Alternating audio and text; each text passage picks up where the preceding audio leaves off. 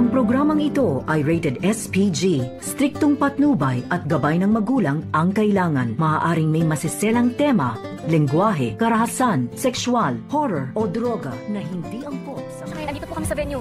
Andiyan kayo? O sige, pupunta ako dyan ngayon. Narito na nga ang ating pakabangan ngayong Sabado sa abot kamay na pangarap.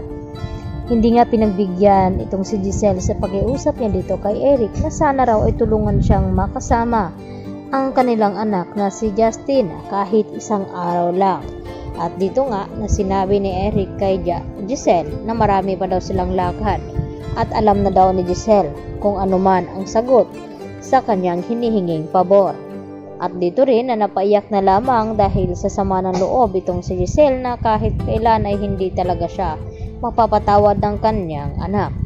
Samantala, nang makabalik nga sa Apex Hospital itong si Annalyn, dito naman niya naabutan itong Ali na may ibibigay daw sana ito kay Don Pepe dahil mayroon daw pala itong ino-organize itong si Don Pepe tuwing Pasko. At ngayon nga ay na-aksidente ito, ay dito naman nalungkot itong mga bata na hindi makakasama itong si Don Pepe. Kaya agad naman na nagpresenta itong si Annalyn na siya na lamang ang magbibigay ng regalo ngayong Pasko. At natuwa naman itong organizer ng event na ito na kahit na-aksidente itong si Don Pepe ay matutuloy pa rin na magiging masaya ang mga bata. At dito naman na dumalaw sa Apex Hospital itong si Justin sa kanyang lolo at sakto nandito itong si Annalyn. Kaya pinakiusapan niya rin ito na kung pwede ba daw siyang tulungan sa pag-aasikaso ng party dito nga sa ginaganap na Christmas party ng mga bata na noon ay ginagawa din nito ni Don Pepe. At dito naman na humingi ng pasensya itong si Justin dahil hindi daw siya makakatulong. Kaya ang nilapitan ni Annalyn ay walang iba kundi itong si Doc Lyndon Javier. Kung game ba daw siyang tumulong dito kay Annalyn na mag-organize ng party para sa mga bata sa foundation. At dito naman ay hindi tinanggihan ni Doc Lyndon Javier.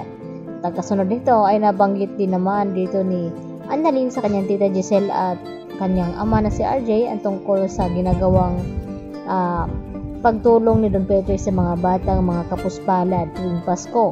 At dito nga nahumanga itong si Giselle dahil marami daw talagang inilihim ang kanilang ama.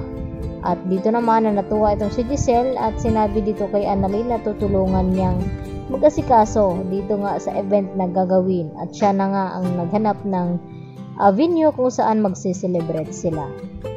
Samantala nangako itong si RJ dito kay Giselle na tutulungan niya nga ito na magkausap sila dito ni Justin.